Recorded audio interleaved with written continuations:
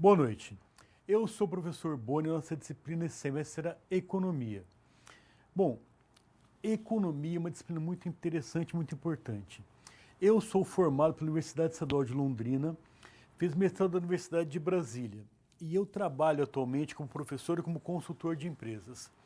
Então, sou sócio, tenho vários colegas que são contadores e a contabilidade é simplesmente fantástica. Dá para você fazer coisas muito importantes para a economia, para a empresa, para o desenvolvimento dos negócios. Então, a gente vai trabalhar com vocês esse semestre a disciplina de economia. Vamos para o quadro, vou mostrar para vocês os objetivos da nossa aula. Então, primeira coisa, conhecer os objetivos da economia. O que é, para que serve, como que ela é feita, por que que ela acontece, certo? Compreender os problemas econômicos fundamentais. Problema todo mundo tem, toda ciência tem, toda disciplina tem. Mas a economia tem alguns que são fundamentais, são cruciais, e respondê-los é papel da economia. Depois a gente vai analisar a evolução do pensamento econômico. O pensamento econômico tem dois períodos mais interessantes, o pré-científico e o científico econômico. Então, na antiguidade grega, era uma discussão mais política e filosófica. Na Idade Média, depois, que veio logo depois, procurou-se moralizar a atividade econômica. Depois do desenvolvimento disso, o mercantilismo procurava a produção já com trabalho assalariado para fortalecer os países. O pensamento econômico na fase científica pregava a existência de uma ordem natural. Então, essa evolução é muito importante para a gente entender o que a economia se propõe a fazer hoje, certo? Vamos estudar também o funcionamento da economia em termos de fluxos reais e monetários. Por que fluxos reais e monetários? Porque você negocia bens e serviços e você negocia com dinheiro. Então, como que o dinheiro entra nessa história, a gente vai trabalhar um pouco sobre isso também. E distinguir como que a economia é estudada. Essa proposta aqui é exatamente o que a gente está fazendo hoje, certo? Então, agora a gente vai entender a origem do termo economia. Economia deriva do grego oikos, nomos, leis da casa. Ou seja, como que uma casa administra a sua economia?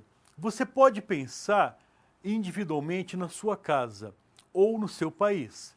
Porque na sua casa, aposto que você gasta o que você ganha, no máximo.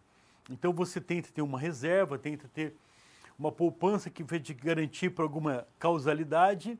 A mesma coisa no país, numa empresa. Então, se você ampliar para o âmbito mais macro, você tem a mesma perspectiva. Você pode gastar o que você tem. Você tem que administrar, tem que gerenciar para que você não ultrapasse essa barreira de você gastar mais do que você arrecadou. Então, a proposta da economia, como todo mundo, não, economia tem a ver com gastar pouco, com poupar, não. Tem a ver exatamente com gastar direito, gastar da forma certa. Então, nós perseguimos muito a objetividade, a racionalidade. A proposta da economia é gastar da forma correta, certo? Então, vamos voltar para o quadro, que aqui tem uma definição interessante. No sentido figurado, economia significa controle para evitar desperdícios em qualquer serviço ou atividade. De modo geral, economia significa uma ciência social que estuda como que o indivíduo e a sociedade decidem, escolhem empregar recursos produtivos escassos na produção de bens e serviços, de modo a distribuí-lo entre as várias pessoas e grupos da sociedade, a fim de satisfazer necessidades humanas. Então, você sempre se encontra nesse dilema. Quem vai trabalhar mais, quem vai trabalhar menos? Quem vai ganhar quanto? Você trabalha tanto quanto um executivo de alto staff de uma grande empresa multinacional. Talvez a mesma carga horária, mas ganha tão bem quanto ele? Ou não? Mas você talvez ganhe mais do que alguém que faça um serviço de zeladoria ou de limpeza ou que um lixeiro. Talvez você ganhe mais ou menos. Quem decide isso? Como que está essa perspectiva? Então, a proposta da economia é entender quem fará o quê, quanto cada um ganhará pelo que faz, e entender essa lógica, certo? Vamos voltar para o quadro. Aqui, questões centrais do estudo da economia. Duas questões. Necessidades humanas são ilimitadas. Recursos produtivos são limitados, certo? Então, essa é que é o grande dilema. Porque, naturalmente, todo mundo quer ter tudo, o máximo possível. Só que não tem para todo mundo. Você sempre quer ter mais, quer ganhar mais, quer consumir mais, comprar mais, comer mais, vestir mais, viajar mais, se divertir mais. Todo mundo quer. Mas recursos são limitados. Então, a hora que você for produzir, não tem para todo mundo. Opa! E aí, quem fica com qual parte? Quanto eu mereço, quanto o outro merece? Essa é a discussão central da economia. Porque recursos são escassos. O que é recurso? Qualquer coisa que você transforme noutra coisa, num bem ou num serviço. Então, dinheiro é recurso, tempo é recurso, espaço físico é recurso, capacidade física é recurso, tudo é recurso. Recursos são escassos. O recurso mais interessante que a gente conhece não é o dinheiro, não, é o tempo. O tempo é implacável. Passou, acabou. Então, se você usar o seu tempo para estudar, se preparar, se qualificar para o mercado, provavelmente as chances de você ter um bom emprego no futuro serão maiores. Se você usar o seu tempo para assistir o jogo do futebol do seu time, para passear, para tomar um chopinho com os amigos, ótimo. O uso é ótimo. Só que o tempo passa. Então, quem está num lugar não está no outro. Então, você falou, opa, usei meu tempo de forma errada. E dinheiro você ganha mais. Tempo não tem mais. Tempo passou, está passado. Vou voltar para o quadro. Aqui, o tema central é a bendita da escolha. Por que fazemos escolhas? Então, olha aqui. Recursos são escassos. Opa, passei, foi mal, desculpa, gente. Recursos são escassos. Necessidades são ilimitadas. Pessoas enfrentam trade-offs. A tradução literal do trade-off é não negócio. Mas, para a economia, a gente vai tratar isso depois com mais detalhes, é você trocar uma coisa que você gosta por uma coisa que você quer. Pessoas respondem a incentivos. E escolhas são racionais. Então, gente, todo mundo é racional. Ninguém dá tiro no pé. Ninguém que eu conheça, pelo menos. Então, você sempre procura maximizar o seu bem-estar. Seja ele economizando dinheiro, economizando tempo, economizando espaço. Você quer saber da forma mais racional, mais inteligente possível. E você responde a incentivos. O que é um incentivo, por exemplo? Você pode pegar que você quer comprar um sapato novo, uma calça nova, alguma coisa nova, aí você está meio indeciso, relutante em comprar porque está muito caro, de repente vem a promoção. Opa, agora eu vou comprar. Não posso, mas vou comprar porque o incentivo está ali, certo? Então, essa que é a proposta. Economia se centra na escolha das pessoas, certo? Então, a pessoa escolhe ou uma coisa ou outra. Não tem, eu vou fazer as duas coisas. Não dá. Se você pensasse em termos de dinheiro, tem dinheiro para viajar ou para trocar de carro. Você ou viaja ou troca de carro. Viajar e trocar de carro não dá. Então, escolha é excludente. Especialmente com relação ao tempo, mas também com relação ao dinheiro, ao espaço, a tudo mais que você discute. Então, a economia se preocupa em entender a escolha. Pessoas fazem escolha porque recursos são escassos, certo? Então, a combinação mais inteligente, mais satisfatória, mais eficiente dessa junção de recursos vai definir a escolha do ser humano que é racional, certo? Então, vou voltar para o quadro, tem mais uma coisinha lá. O que é trade-off? A grafia pode ser com hífen ou sem hífen, certo? Trade-off. A proposta é uma situação onde há conflito de escolha, certo? A vida é um conflito. Você escolhe o que vai comer, o que vai vestir, o que vai fazer, onde vai passear, o que vai comprar e assim vai, certo? Então, trade-off acontece na economia quando você abre mão de alguma coisa, de algum bem, para se obter outro bem. Ou seja, é a troca de algo que você gosta para uma coisa que você quer, certo? Então, todo mundo faz escolha, certo? Todo mundo está todo o tempo mediante escolhas. Precisa escolher o que vestir, o que comprar, o que fazer, onde estudar, como fazer. Então, essa é a lógica.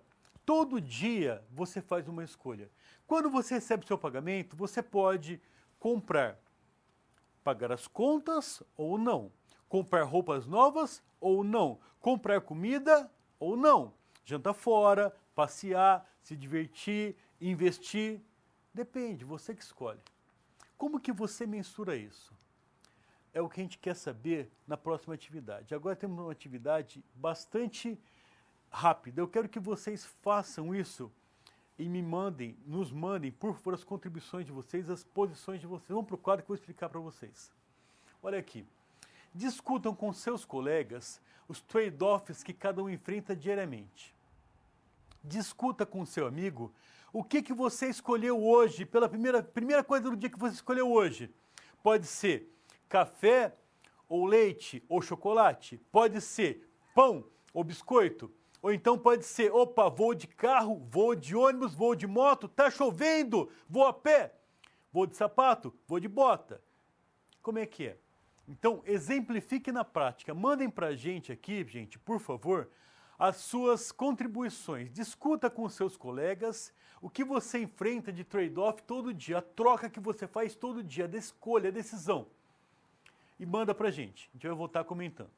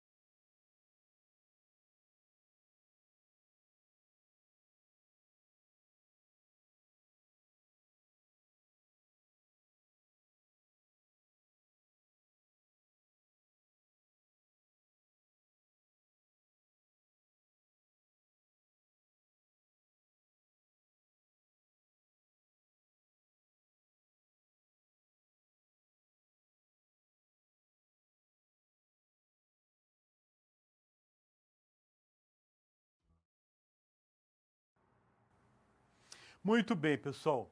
O Guilherme de Butiá, Rio Grande do Sul, respondeu que trocou o futebol de segunda-feira com os amigos para o projeto de ser bacharel em ciências contábeis pelo Unopar. Excelente troca, Guilherme. Uma troca muito interessante, porque você está acreditando no seu futuro, na sua empregabilidade, na sua rentabilidade. Então, uma excelente troca. Se bem que futebol também é bom, né? E amigos também é importante. Pessoal de Ilhéus, na Bahia. Alguns não responderam que tiveram que deixar de trabalhar durante um turno para estudar para a prova de contabilidade geral. Isso se repete toda vez que tem uma prova, é isso?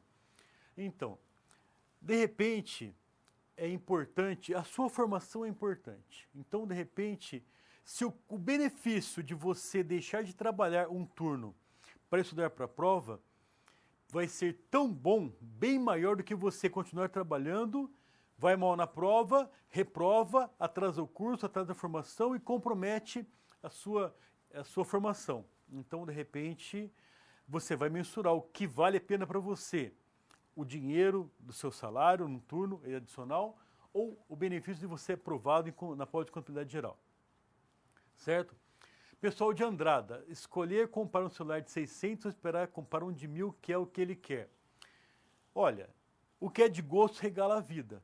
Mas eu penso que você tem que analisar qual que é a função, o que você quer do seu telefone celular. Um telefone que receba ligações, um telefone que tenha um smartphone, que tenha outras funções. Você quer... Depende. O de R$600 é suficiente para te atender? Se for, a escolha é muito individual. Depende do que você considera. Eu compraria o de 600, porque eu acho, para mim, telefone só tem duas funções. Receber e fazer ligações, porque eu sou ignorante nas técnicas, nas habilidades da tecnologia. Então, mais uma contribuição. O pessoal de Uberlândia pergunta, mesmo sendo uma rotina, é considerado um trade-off? Claro que é, pessoal de Uberlândia. Rotina ou não, você troca. Se você troca, é porque você escolhe. Se você escolhe, é um trade-off. Então, mas todo dia eu escolho tomar meu café da manhã com leite e chocolate. Você escolheu. Porque se você quiser café, você pode tomar café. Agora, qual que é o custo, qual que é o benefício disso? Depende da sua percepção de valor e de custo. Mas você que escolheu. Certo? Vamos voltar para o quadro, gente. Obrigado pelas contribuições, fantástico. Vamos voltar para o quadro agora. Olha aqui. Problemas econômicos fundamentais. Problemas todo mundo tem, como eu já lhes disse, né? Alguns na economia são fundamentais. Então, as duas questões principais discutimos agora. Necessidades humanas ilimitadas, recursos produtivos escassos. Então, a economia é uma ciência social, tá, gente? Que estuda tudo acerca de produção, circulação e consumo. Logo, estuda fatores de produção. Certo? Então, a proposta da economia é combinar fatores de produção para criar bens e serviços.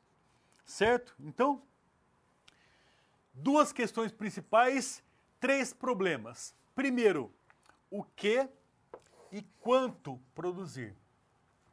Depois, como produzir. E por fim, mais interessante, mais debatido, para quem produzir. Certo? Quem vai andar de ônibus, quem vai andar de carro? Quem vai andar de Fusca, quem vai andar de Rolls Royce? De Camaro? Quem vai fazer o quem vai ficar com qual parte? Essa é a discussão. Eu quero andar de carro, não quero andar de ônibus. Não. Eu quero comer comidas em lugares diferentes, eu quero viajar. Todo mundo quer se dar bem, não quer? Então, na minha percepção, na nossa percepção, andar de carro é melhor que andar de ônibus, porque você tem uma locomoção mais rápida, mais segura, mais confortável. Então, em tese, na minha percepção pelo menos, melhor carro do que de ônibus, certo? Você pode concordar ou não, mas para mim, melhor o carro do que o ônibus. Mas quem vai andar de carro? Quem que vai andar de ônibus? E numa empresa, o que ela vai produzir?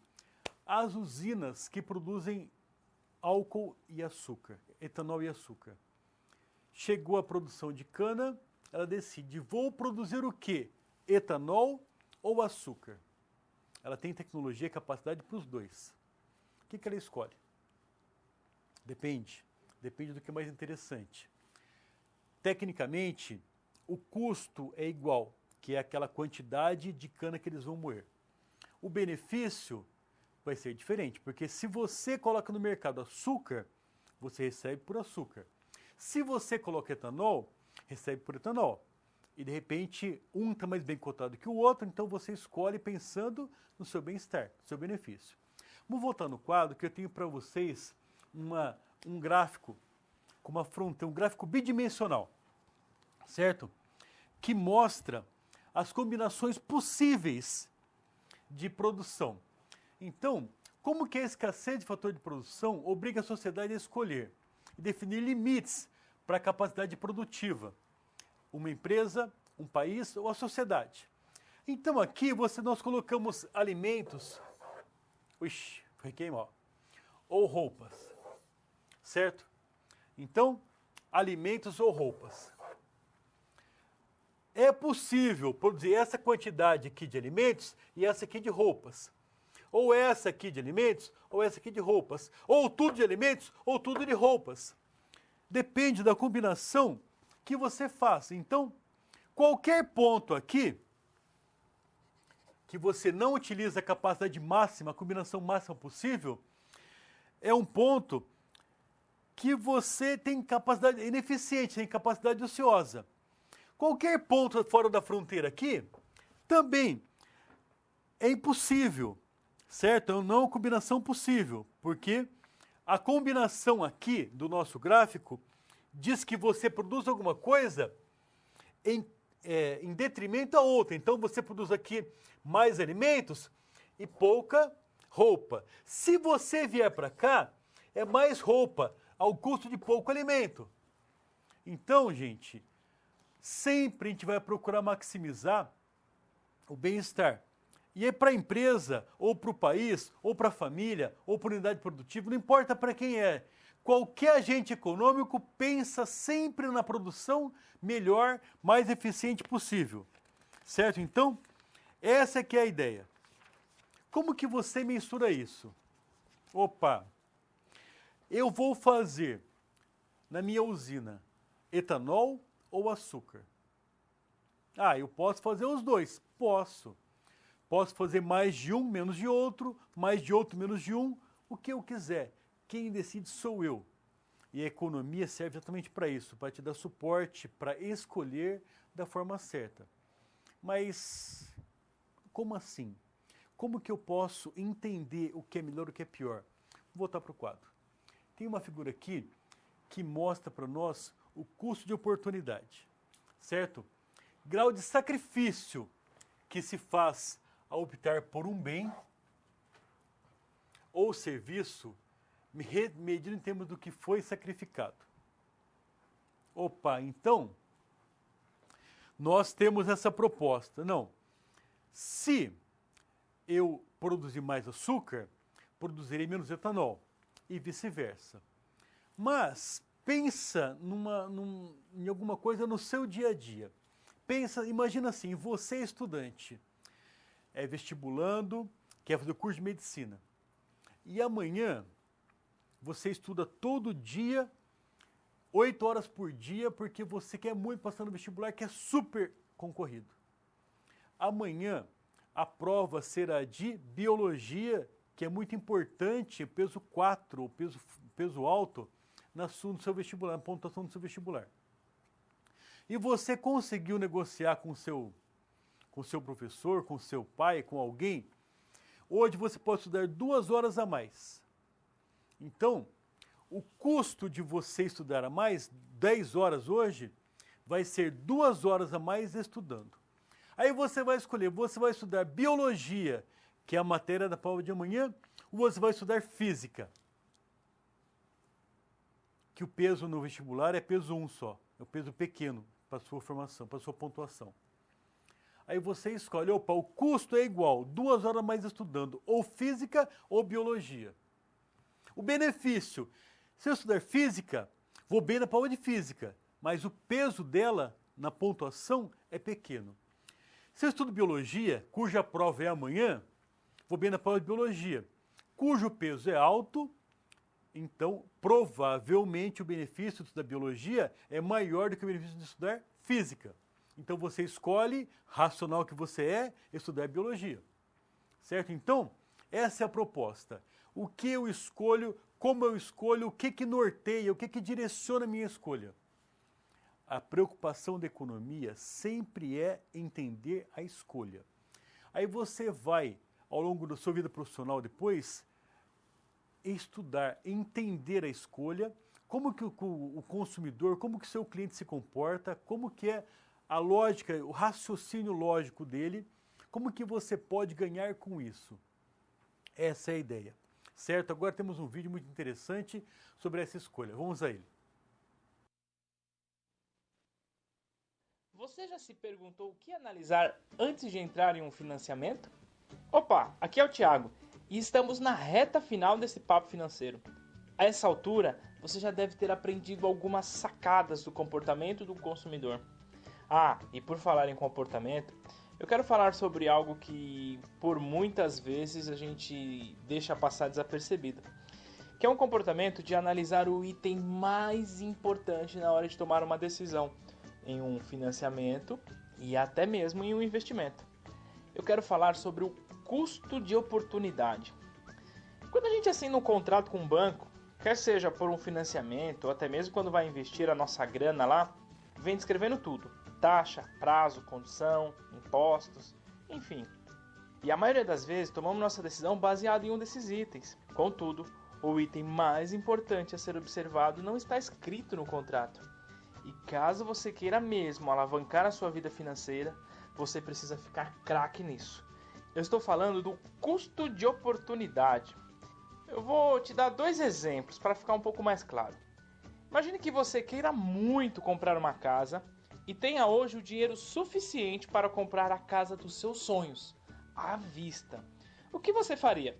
A maioria das pessoas provavelmente correria para um banco, faria uma transferência e, enfim, realizaria esse sonho. Como seria se ao invés de você comprar a sua casa à vista e ficar sem dinheiro, você fizesse um financiamento imobiliário pelo seu banco, aplicasse o seu dinheiro no mercado financeiro e com os rendimentos dessa aplicação pagasse a prestação e no final da história tivesse uma casa e ainda todo o seu dinheiro guardado lá? Sim, isto é custo de oportunidade. Nesse caso, o custo da oportunidade por você ter feito o financiamento foi exatamente o valor de uma casa. Você comprou a sua casa, manteve seu dinheiro lá. Saldo final, casa mais dinheiro. Agora, imagine o contrário. Imagine que você não tem dinheiro e as poucas reservas que tem, resolve comprar um carro financiado. Afinal, agora temos uma oferta imperdível. Serei bem generoso com o exemplo. Vou partir do princípio que o carro foi comprado em 48 meses e suponho que a parcela seja de R$1.000 por mês por um carro de 40 mil. Tenho que dizer que é um sonho nosso ter essa taxa de juros. Mas só para ficar esse exemplo, no seu custo de oportunidade é perder somente R$8.000. Só que não. Vamos entender melhor. O custo de oportunidade é o quanto você pode ganhar ou perder por assumir alguma oportunidade. No caso do carro, o custo de oportunidade é calculado da seguinte forma. Já que fui generoso com a taxa do financiamento, eu serei generoso também com o investimento. Vamos supor que ao invés de pagar R$1.000, você poupou os mesmos R$1.000 por mês. Em um investimento que te pague 1% ao mês. E ao final de 48 meses, você teria R$ 61.222,61. E o carro que você comprou financiado está longe de valer os 40 mil que você pagou. Isso sem contar as despesas que teve no meio do caminho. Para facilitar a nossa vida, eu não vou colocar nessa conta nenhuma despesa como IPVA, seguro, manutenção, etc. E também vou partir do princípio que na hora de vender o seu carro, 4 anos depois, você vendeu por R$30.000. Se você entende carro, sabe que em 4 anos ele desvaloriza muito mais que isso. Então acontece o seguinte: R$48.000, que é o total que eu paguei, menos 30, que é o valor pelo qual eu vendi, mais 21.222,61, que é o quanto eu deixei de ganhar por não ter guardado esse dinheiro. Sendo assim, o prejuízo calculado é de R$ 39.222,61. Ou seja, nesse exemplo, o custo de oportunidade é exatamente o valor do carro. É justamente por isso que eu não coloquei na ponta do lápis as despesas que incorrem ao comprar um carro, pois eu acho que você ficaria de cabelo em pé com a conta. Resumindo, no primeiro exemplo, por analisar o custo de oportunidade, eu ganhei uma casa. No segundo exemplo, por não considerar o custo de oportunidade, eu perdi o valor de um carro. Então a dica é a seguinte: sempre que for decidir por um financiamento ou investimento, analise o que não está no contrato. Analise o custo de oportunidade com a seguinte pergunta: o quanto eu posso ganhar se eu não fizer essa transação? E o quanto eu posso perder se eu fizer? Então é isso, eu vou terminando esse vídeo e eu quero te fazer uma pergunta sobre custo de oportunidade. Qual foi o custo de oportunidade ao ver esse vídeo? Ou seja, deixa no comentário aqui embaixo qual foi o seu maior aprendizado ao ver esse vídeo. E eu vejo você no próximo vídeo. Um abraço! Então, perceberam quanto custa a oportunidade? Nosso exemplo foi do carro, foi um exemplo bastante palpável, bastante mensurável, fantástico.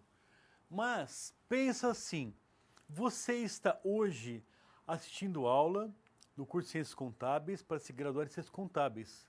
Excelente. Quanto lhe custa isso? Não sei, mas lhe custa um valor mensal, certo? Então, o custo de oportunidade é esse? Não. Esse é o custo, apenas o custo do que você faz aqui. Você poderia, por exemplo, estar trabalhando num terceiro turno ou em algum lugar, ganhando um dinheiro. Também você não está ganhando, então você está lhe custando isso, você está pagando uma parte, deixando de ganhar outra parte. Mas pensa, você podia estar também tomando um shopping com os amigos. De repente você tem um amigo brilhante como Bill Gates, que tem uma invenção fantástica que vai fazê-lo virar milionário. E você não está lá, você está aqui estudando. Então, também é uma oportunidade que você perdeu. Então, a percepção de oportunidade é muito subjetivo. A questão do carro que você deixou de ganhar por investir, por aplicar seu dinheiro. E o carro desvalorizou com o tempo. Então, você perdeu, você deixou de ganhar, o custo dele foi X. Mas considere que nesse tempo que você esteve entre a compra, que você será considerada com o carro, e a data da venda, você esteve de carro, talvez trabalhando, talvez aproveitando oportunidades, ganhando dinheiro. Então, tudo tem que ser mensurado para você conseguir entender o que você ganhou, o que você perdeu. Então, por isso que a economia é uma ciência social, porque ela estuda todo um contexto, não é apenas números não, é todo um contexto. Agora a gente vai trabalhar um pouco sobre sistemas econômicos. Vamos voltar para o quadro. Sistemas econômicos. Então, é uma forma política, social e econômica pelo qual está organizada uma sociedade. Certo? Então, de modo geral, há dois sistemas econômicos. Sistema socialista. Aqui, os problemas econômicos fundamentais são resolvidos pelo planejamento central do governo, certo? Fatores de produção todos são de propriedade do governo. Por exemplo, Cuba ou a antiga União Soviética. Então, o governo é dono de tudo, ele emprega, ele paga, ele produz, ele distribui, certo? E o outro sistema de quase todo o planeta está é o sistema capitalista. Aqui predomina as forças de mercado, oferta e demanda. Existe a propriedade privada dos fatores de produção e a livre iniciativa é estimulada. Por exemplo, Brasil, Estados Unidos, Alemanha, França, quase todo mundo está aqui. Então, nesse sistema capitalista aqui, gente, nós temos exatamente essa concepção de uma mão invisível que vai cuidar de alocar os preços, as quantidades, a produção para o melhor lugar possível, para um lugar mais eficiente possível, certo? Então, a nossa discussão aqui, como eu lhes disse, é atividade de produção, circulação, distribuição. Então, no sistema capitalista, onde o mercado predomina, ele pode ser de concorrência pura ou de concorrência mista. Concorrência pura é sem o governo totalmente ausente da economia. E concorrência mista, não, o governo já faz alguma estimulação, algum papel aqui para trabalhar também para ajudar o mercado a ser melhor dessa. Então, a proposta aqui no sistema capitalista é que o custo de alguma coisa é o que você abre mão para obtê-lo, certo? Pessoas pensam sempre no adicional, no melhor bem-estar. Então, para eu mudar de posição, tem que dar-me algo a mais, é o custo marginal. Nesse sistema, pessoas respondem a incentivos, certo? Aqui, o comércio é a melhor forma que existe para você garantir o bem-estar da sociedade, certo? Os mercados são totalmente independentes. Eles sempre garantem o melhor bem-estar. Então, a força de oferta e demanda, quem produz, quem vende, quem compra, sempre vai primar por estar na melhor posição. Então, o governo, algumas vezes, pode melhorar a situação de mercado, porque, em tese, é assim, o mercado livre, as pessoas vão produzir se houver comprador, se o preço for bom. Então, a proposta aqui é que todo mundo é tomador de preço. Tomador de preço é aquela pessoa que toma como verdade o preço que o mercado estabelece. Então, por exemplo, se você quer contratar uma diarista para limpar a sua casa, aí você queria pagar para ela R$10, dezão por dia. E ela quer ganhar de você R$500 por dia. Opa, você fala assim, tá louco? É muito dinheiro que então? Ela fala, tá louco? R$10 não serve para nada. Então, o mercado estabeleceu que o preço de uma diária médio aqui é por volta de R$100. Então, você toma como verdade e aceita pagar. E a diarista toma como verdade e aceita receber. Você trabalha, limpar a sua casa por R$100 por dia. Então, isso é tomador de preço. Você comprando o serviço, tomou como verdade o preço que o mercado estabeleceu, que são R$100. E ela ofertando o serviço, toma como verdade o preço que o mercado colocou, que é R$100. Então, ela aceita trabalhar por 100, você aceita pagar 100 para ela trabalhar para você. Essa é a proposta. No mercado capitalista, as forças de oferta e demanda vão guiar tudo em direção ao melhor espaço possível. Então, em tese, o governo não participa da configuração dos preços nesse mercado. Só que algumas vezes existem ações que são mais fortes do que os agentes econômicos. Então, o preço não consegue conduzir para o ponto ótimo. Por exemplo, no caso de concentração econômica. Digamos que o supermercado, a maior rede da cidade, está crescendo e mais, e mais, e mais. Aí você abriu um mercadinho no seu bairro, um mercado pequeno, mas está vendendo bem, tem bons preços, bons clientes, começou a crescer, era uma portinha, virou 2 portinhas, 3 portinhas, 4 portinhas, já começou a atender de domingo. A coisa está crescendo para você. Aí aquela rede muito grande, que domina quase toda a cidade, falou assim, vou comprar seu mercado. Aí você fala assim, não vendo, não vendo, não vendo. Ah, não vende? Então aquela rede compra um imóvel próximo ao seu e coloca uma unidade deles com preços que são excludentes, menores que o seu custo. E você, claro, vai quebrar, porque você não tem condição financeira de manter muito tempo um custo maior do que o faturamento. Então você quebra. Isso é indício de monopólio. O CAD tem a função de impedir que isso aconteça. Então, nesse caso, o Estado tem que vir aqui e falar assim, opa, para, você não pode fazer isso, você não pode monopolizar a rede supermercadista da cidade, ou da região. Então, nesse caso, o governo interfere no mercado para conduzir para um espaço mais democrático, um espaço mais competitivo. Ou então, imagina que você tem uma lavanderia. Então, você recolhe roupas na cidade toda e você lava, seca, passa, entrega, ganha dinheiro, bom dinheiro com isso. Aí, de repente, do lado da sua lavanderia, compraram um espaço, um barracão, montaram uma carvoaria. Aí você, a sua equipe da lavanderia, lava as roupas, coloca para secagem, solta a fuligem da chaminé da carvoaria, suja tudo. Aí você tem que recolher, lavar de novo, gastar mais água, mais sabão, mais energia, mais pessoas, mais tempo. Aí o preço, vou cobrar mais caro então de quem eu lavo roupa. O cara fala assim, opa, mais caro não. Se você não quiser o preço de mercado, eu levo para outro lavar. Aí você é obrigado a absorver esse custo. Então você sofre uma externalidade. Nesse caso também o governo pode falar, opa, não, para ter uma carvoaria nessa região aqui, você tem que colocar filtros nas chaminés para não soltar fuligem, porque é uma região que tem outro tipo de comércio que pode ser prejudicial a fuligem que sai da chaminé da sua carvoaria. Então, nesse caso também, o governo interfere para garantir, regular o uso da propriedade privada ali. Mas, geralmente, a proposta do sistema capitalista é de total isenção do governo na economia, certo? Essa é a ideia. Vamos voltar para o quadro.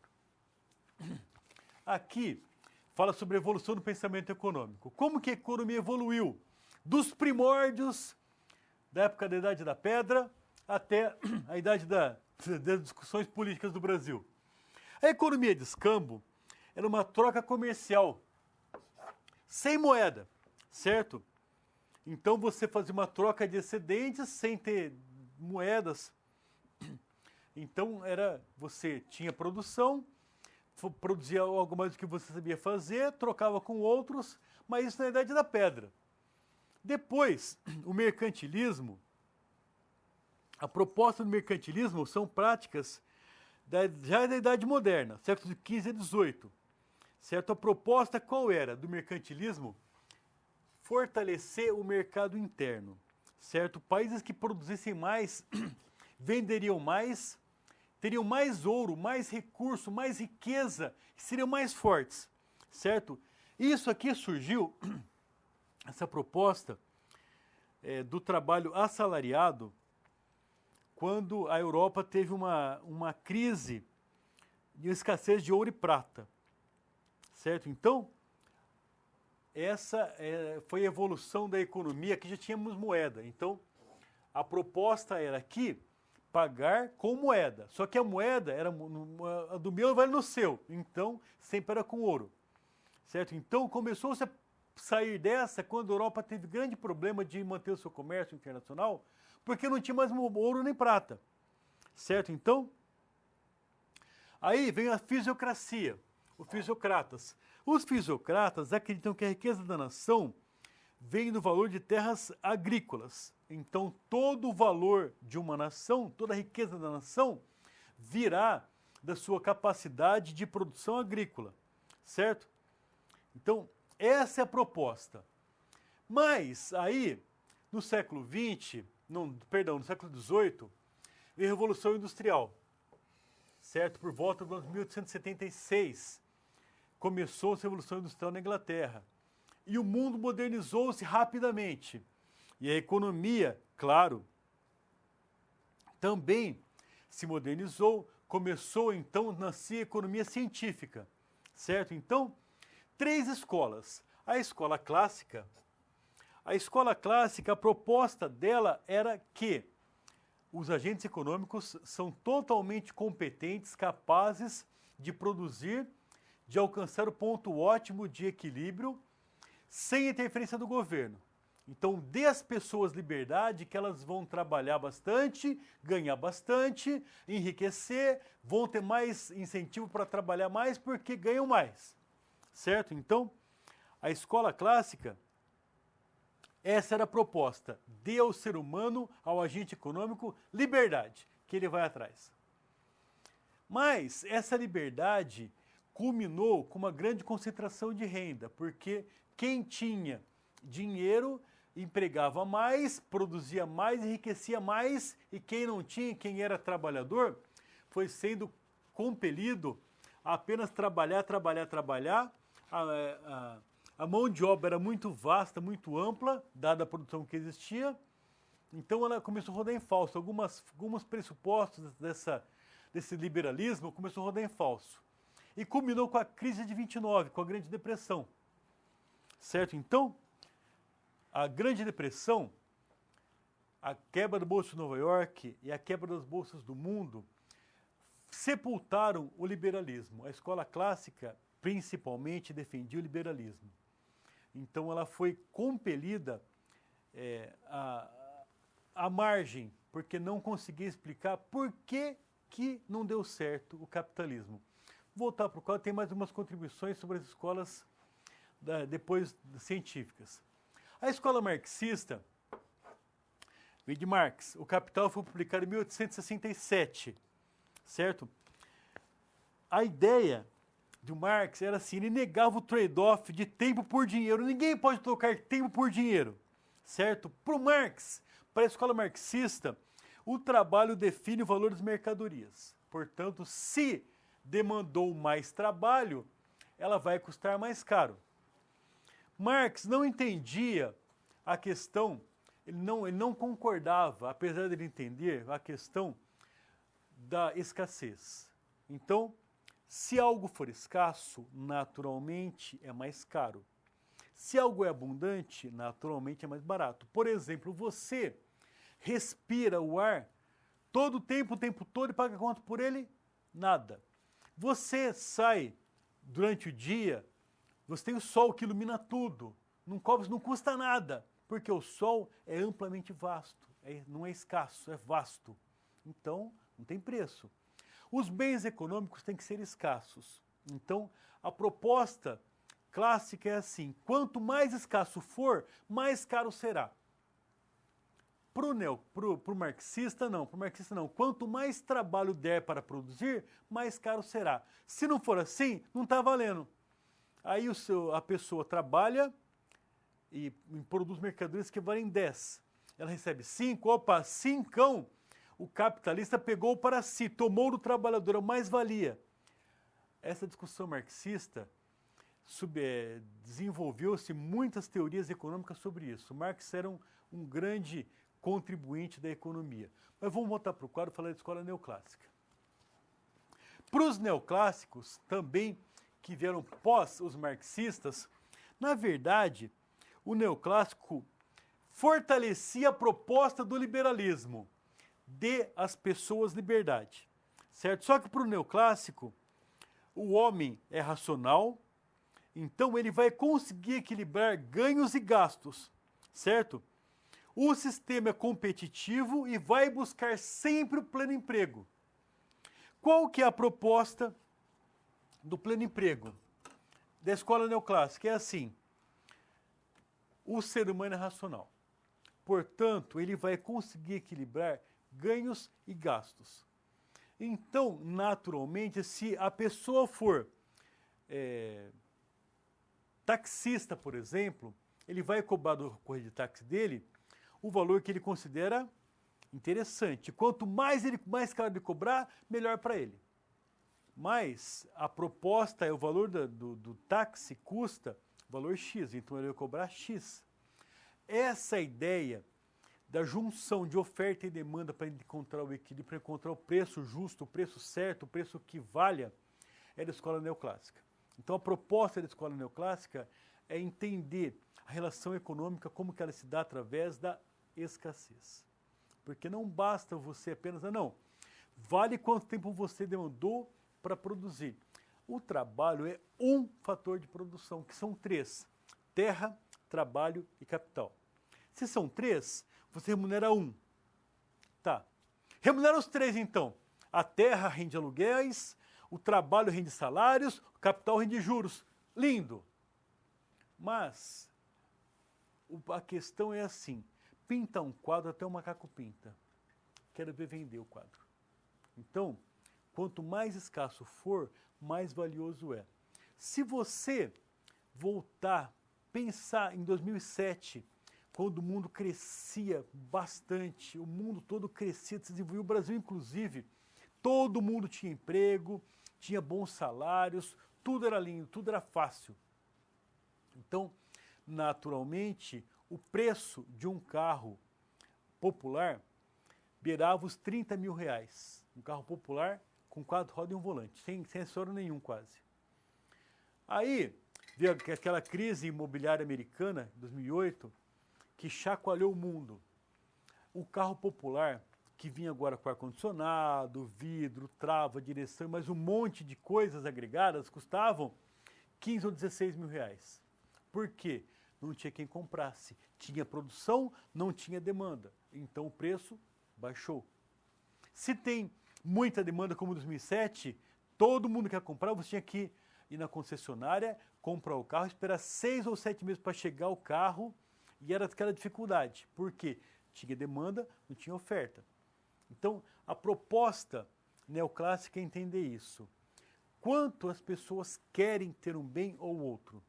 Vamos para o quadro agora, tem um vídeo muito interessante.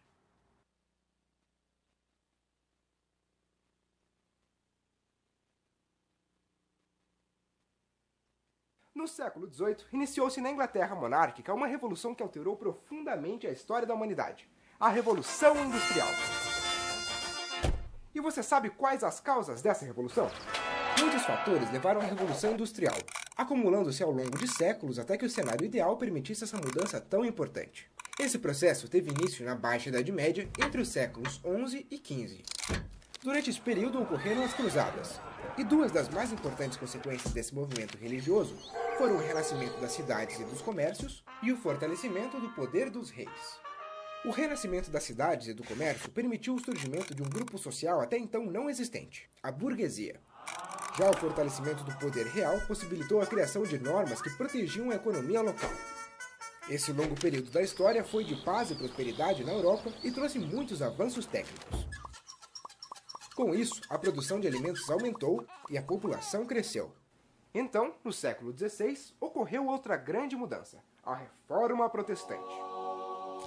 Esse movimento religioso, dentre outras mudanças, colocou abaixo a condenação do lucro estabelecido pela Igreja Católica. Isso permitiu que a burguesia, que vivia basicamente do lucro, se estabelecesse como classe social. Seguiram até agora? Resumindo, o renascimento das cidades e do comércio, o nascimento da burguesia, o crescimento populacional e as reformas religiosas podem ser apontados como os principais fatores que levaram à ocorrência da Revolução Industrial. Mas você deve estar se perguntando, por que na Inglaterra? Isso não poderia ter acontecido no Japão, na França ou até mesmo no Brasil? Primeiro, a Inglaterra foi pioneira na reforma protestante e em adotar uma política liberal que favorecia a construção de fábricas. Segundo, havia muita mão de obra disponível no país. Os trabalhadores rurais foram expulsos do campo e migraram para cidades em busca de trabalho. Isso quer dizer que tinha muita gente que trabalharia por salários baixos. Terceiro, a Inglaterra possuía grandes reservas de carvão mineral e de minério de ferro.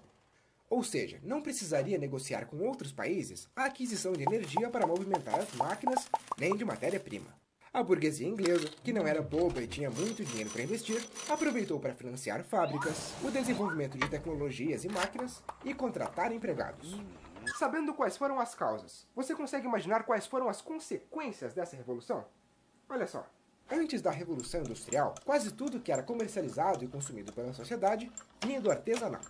Roupas, utensílios domésticos, comida e materiais de uso em geral eram produzidos em pequena escala, em casa, por pequenos comerciantes e artesãos, sozinhos ou em pequenos grupos. A produção era lenta, os preços eram altos e o lucro era pequeno. Mas a nova burguesia industrial logo percebeu a possibilidade de aumentar cada vez mais seus lucros, diminuindo custos e acelerando a produção. Daí em diante, os avanços técnicos se acumularam, principalmente com a evolução das máquinas a vapor, em especial os gigantes teares, que revolucionaram o modo de produzir, e as locomotivas a vapor, conhecidas no Brasil como Marias Fumaça. Mais pessoas e mercadorias eram transportadas em tempo mais curto por um valor menor. Tudo maravilhoso, certo? Não, não é bem assim. Toda essa revolução gerou uma situação social bem ruim. Mesmo um grande número de fábricas era insuficiente para absorver todos os trabalhadores disponíveis. Aqueles que estavam desempregados se sujeitavam a tudo por um trabalho. E aqueles que conseguiam um emprego tinham de aceitar situações degradantes. As fábricas eram mal iluminadas, abafadas e os salários eram baixos. E o trabalhador tinha turno diário de até 14 horas. Não havia direitos trabalhistas e qualquer falta no trabalho, até mesmo uma ida ao banheiro sem permissão ou uma pausa para o cafezinho, era punida com castigos físicos. Para as mulheres e crianças, as condições eram ainda piores, pois elas trabalhavam tanto quanto os homens adultos e ganhavam bem menos. Essa situação gerou muita insatisfação, e assim a revolução gerou revolta nos trabalhadores. Os operários se organizaram e iniciaram uma luta por melhores condições de trabalho. Sindicatos foram formados, máquinas foram destruídas e fábricas queimadas. Ou seja, além do surgimento de máquinas, da consolidação do capitalismo e da mudança na cultura mundial, outro legado da Revolução Industrial foi o nascimento de direitos trabalhistas. E agora eu me vou porque já deu meu horário, hein? Quero ver minha hora extra aí, chefia! Tô indo!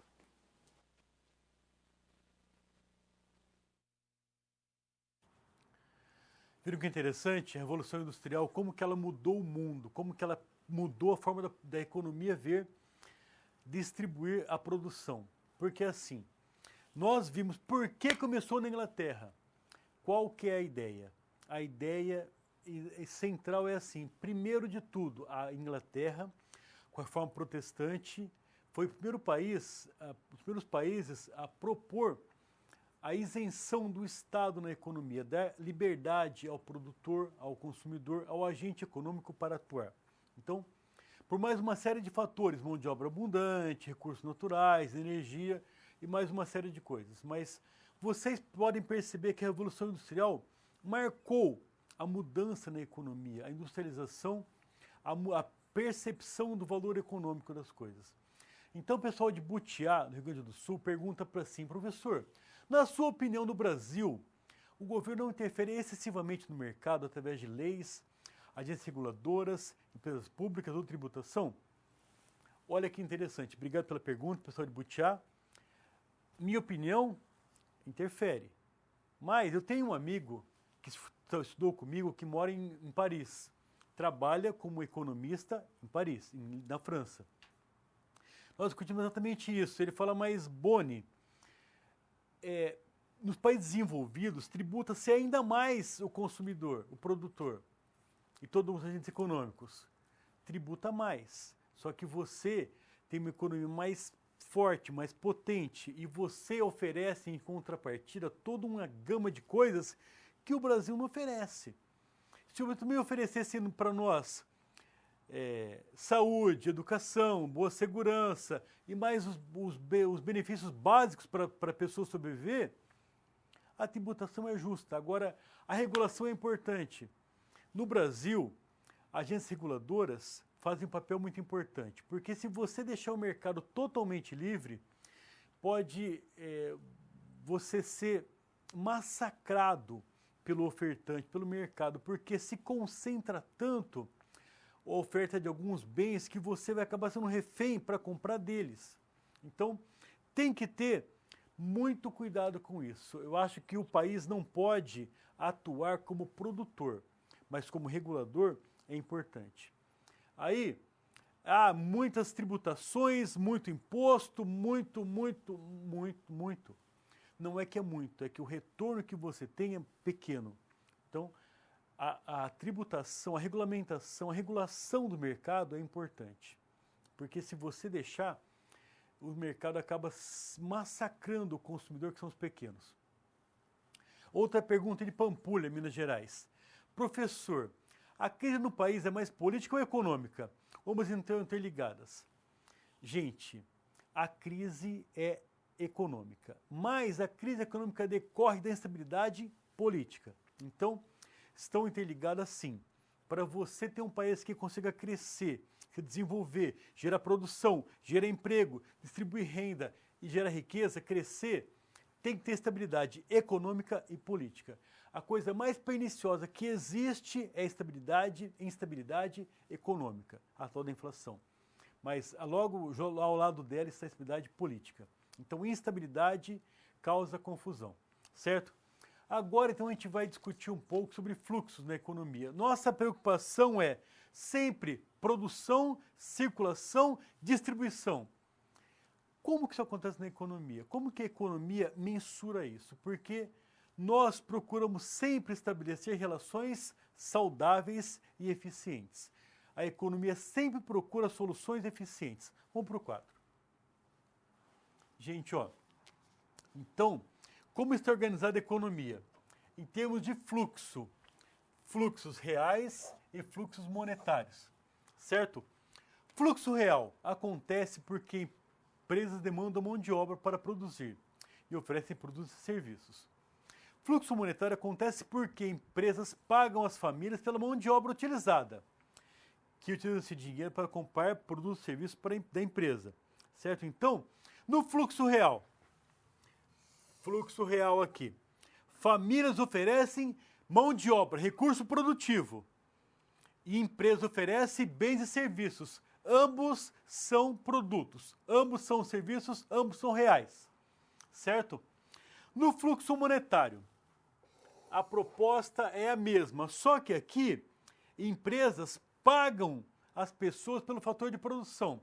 Eles dão dinheiro para tê-las trabalhando na sua produção, para tê-las ali trabalhando com elas. E famílias pegam esse dinheiro e compram bens e serviços que elas precisam, certo? Então, o fluxo, na economia em termos de fluxo, é exatamente esse.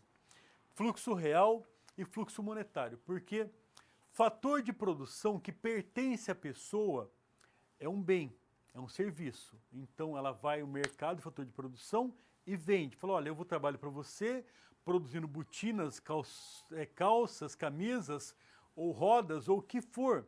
Eu trabalho para você e você me paga.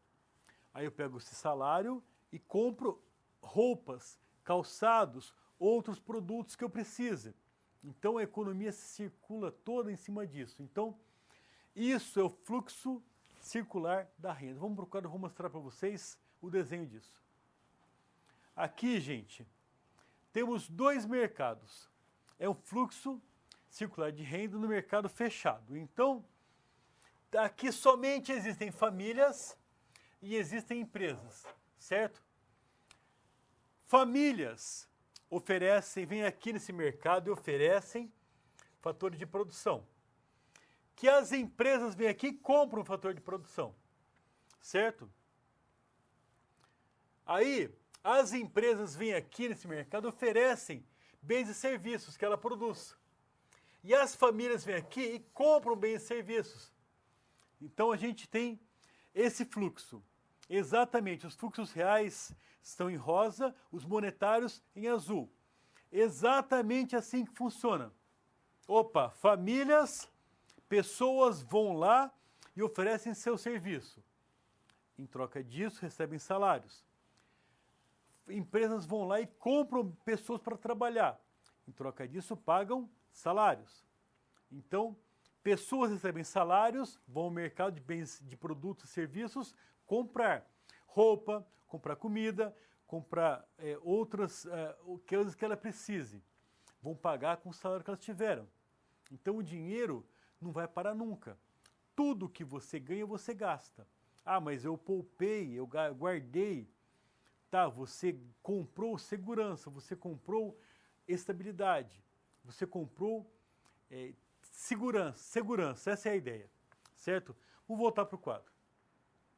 Então, essa é uma economia fechada. A proposta é dois mercados, bens e serviços e fator de produção.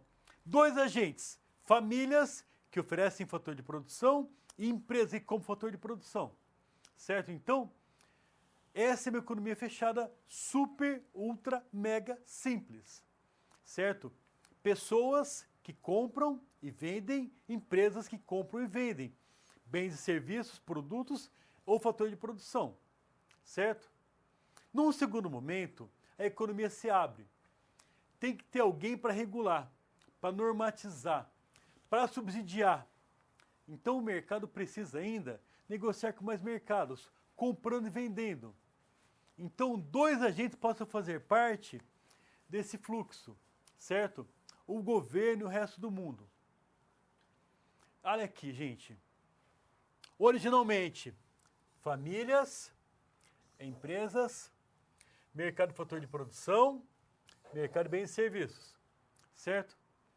Essa é a ideia. Agora apareceu mais alguém aqui. o mercado financeiro, Banco Central e bancos comerciais, certo? Então, a família que ganhou de renda aqui, onde vendeu seu fator de produção, não gastou tudo. Então ele vem aqui, pega uma parte e poupa, certo? O mercado financeiro, que é um agente importantíssimo para o país se desenvolver, financia investimento e pega assim, empresário, quer investir mais? Pega dinheiro emprestado de mim. Então, ele empresta o seu dinheiro para o mercado. E ele financia o déficit público.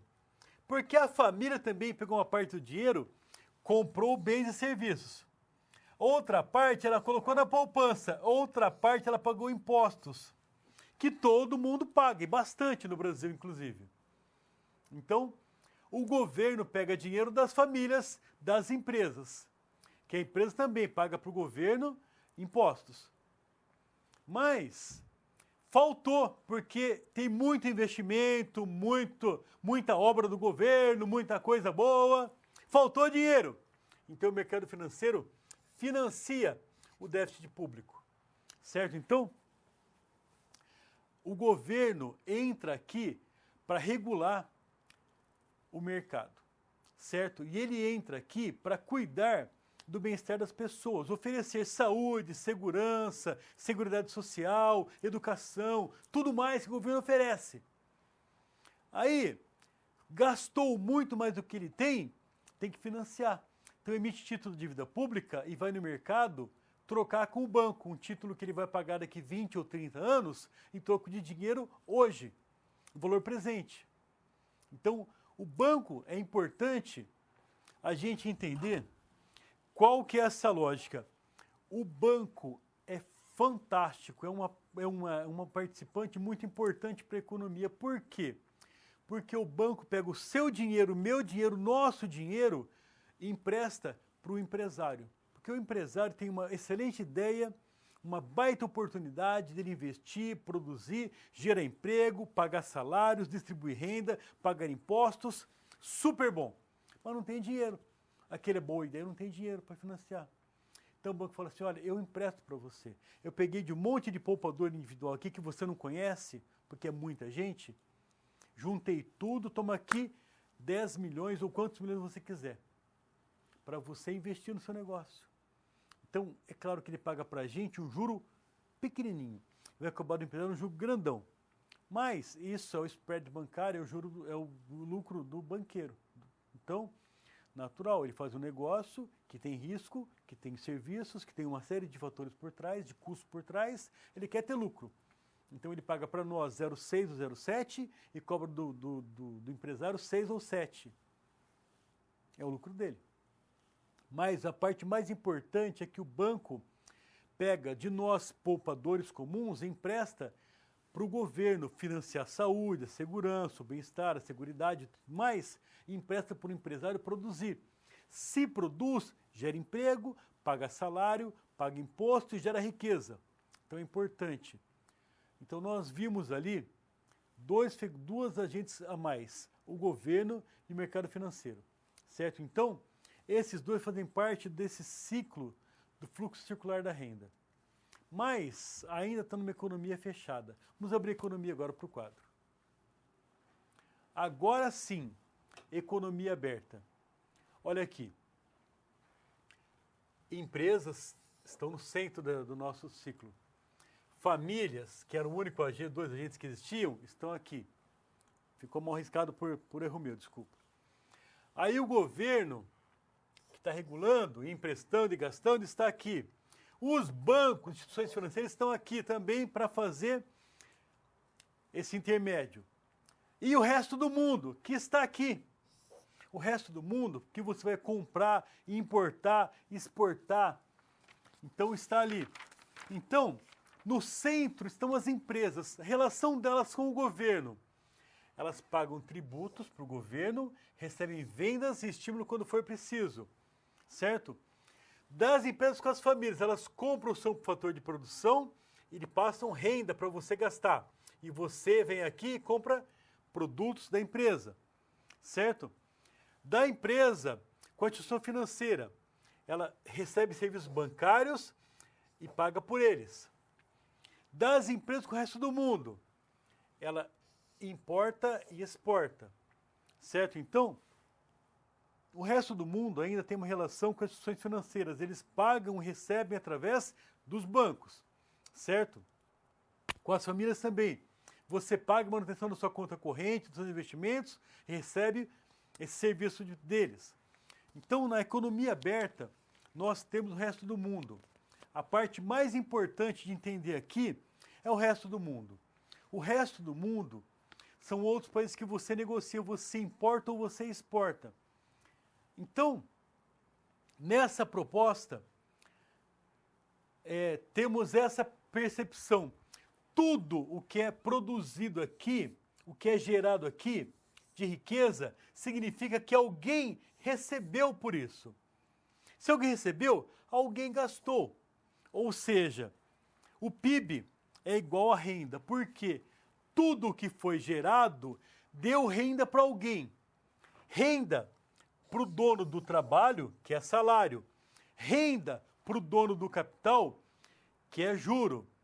Renda para o dono da terra, que são os aluguéis. Então, de uma forma ou de outra, você, na produção, gerou renda. Distribuição de renda, que a gente tanto fala em bolsa não sei o quê, bolsa não sei o quê, é ficção. Distribuição de renda é você remunerar fator de produção. Essa que é a ideia. Então, você recebe renda da produção. Se você for dono do fator de produção, terra, trabalho ou capital, que estão todos de uma forma ou de outra englobados nesses três, certo?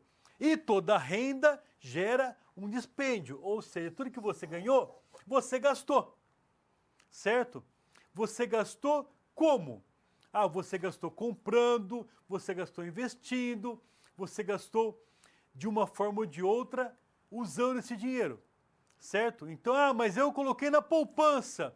Você comprou segurança, mas você usou todo o dinheiro. Você não colocou embaixo do colchão, ficou deitado em cima dele. Você circulou o dinheiro. Então, gente, é muito importante a gente circular o dinheiro na economia. A proposta da economia é que você gaste tudo que você tem. Vai gastar com produto, com serviço, com bens, com o que você quiser. Com segurança, pode ser, mas tem que gastar. Porque aí você estimula o mercado a produzir mais, a gerar mais riqueza, mais empregos, pagar mais salários, distribuir mais renda, recolher mais impostos, a economia cresce. Certo? Então, nessa proposta, demanda agregada, tudo que o país consome é igual. O consumo das pessoas como nós, pessoas comuns, o investimento das empresas, o gasto do governo e as exportações líquidas, ou seja, exportação menos importação. E isso gera demanda agregada. Então, gente, a proposta da economia é exatamente essa. É que você tenha dinheiro circulando. Fluxo circular da renda. Economia aberta ou fechada. Primeiro fechada para você entender como que funcionou para quem compra, quem vende, quem trabalha, quem recebe, quem compra. Aí abriu expandiu-se. Opa, agora tem mais o governo e os bancos. Opa, agora tem o resto do mundo. A economia abriu-se. Então, tudo que um país produz, o mercado consumidor doméstico é muito pequeno para absorver. Então, tem que negociar com o resto do mundo. O Brasil produz muito mais soja do que consome. Então, o que ele faz? Ele exporta. Minério de ferro, ele exporta. Aviões, ele exporta. Um monte de coisa que ele não produz aqui, ele importa. Não consegue produzir o suficiente, importa.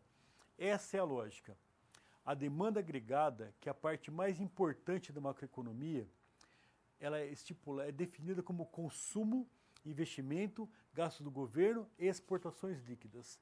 Tudo que você exporta, menos do que você importa, vai te dar essa exportação líquida.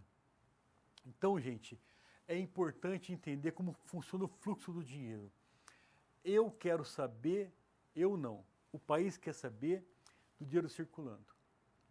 Quero que você produza mais, empregue mais pessoas, pague mais salários, distribua mais renda, demande mais insumos, recolha mais impostos, a economia gire. Dinheiro parado é um problemaço para a economia. A Alemanha, há alguns anos, teve um problema muito grande chamado deflação. Deflação, inflação ao contrário. Pô, mas inflação é ruim, deflação deve ser tudo de bom. Não, não é. Porque se há deflação é porque não há demanda pelo produto. Se não há demanda, por que haverá produção? Sem produção, sem emprego, sem salário, sem poder de consumo, sem impostos, a economia retrai. Então, é importante que a economia seja sempre ágil, sempre correndo, sempre circulando. Dinheiro tem que circular. Essa é a proposta.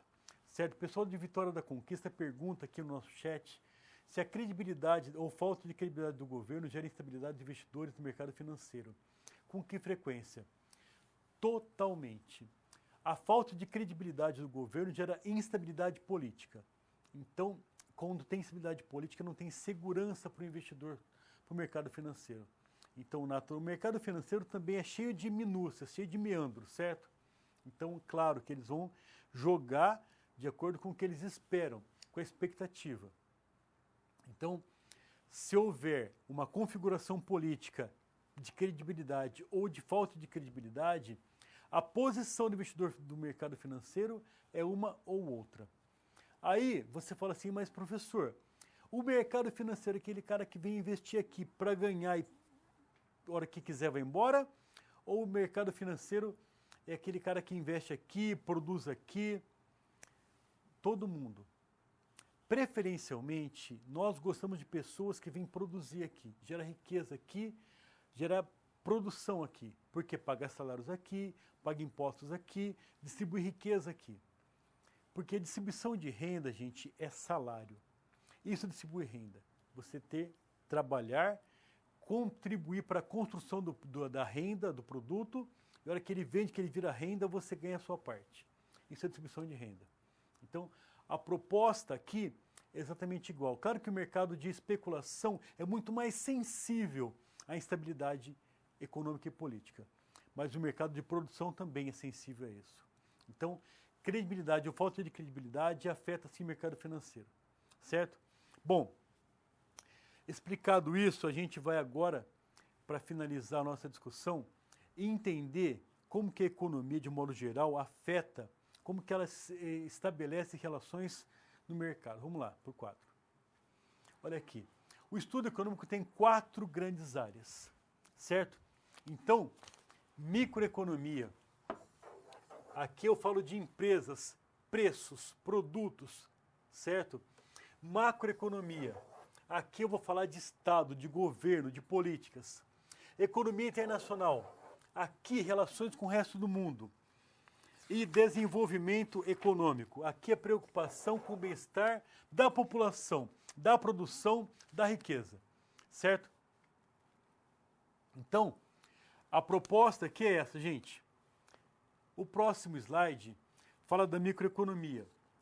Teoria dos preços. Aqui o que nos importa é entender preço. Preço do produto, preço relativo, preço absoluto. Então, a micro estuda as características do comportamento de cada unidade econômica. Unidade econômica quem são? Quem compra ou quem vende, produtores e consumidores, certo? E as relações que intercorrem entre elas, o mercado. Então, a preocupação da microeconomia é estudar formação de preço do mercado, certo?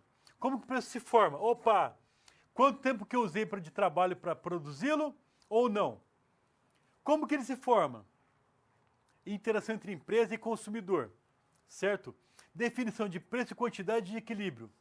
Papel da oferta e da demanda na procura, certo? Então, a microeconomia estuda a relação de empresas com consumidores. Então, quem compra e quem vende.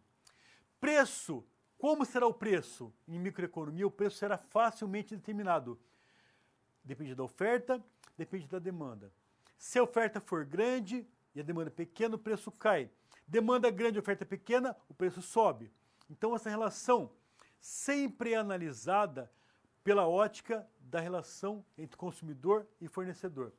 E a análise aqui é sempre feita ceteris paribus. Ceteris paribus é uma expressão do latim, significa tudo mais mantido constante. Então, quando eu vou estudar o preço, na economia, tudo mais está constante. Oferta de insumos, gosto do consumidor, tecnologia que eu uso, renda do consumidor, tudo mais é constante. Move só o preço, altera o preço, como se comporta o consumo. Certo? Então, essa é a microeconomia. A proposta da micro é entender empresa e consumidor.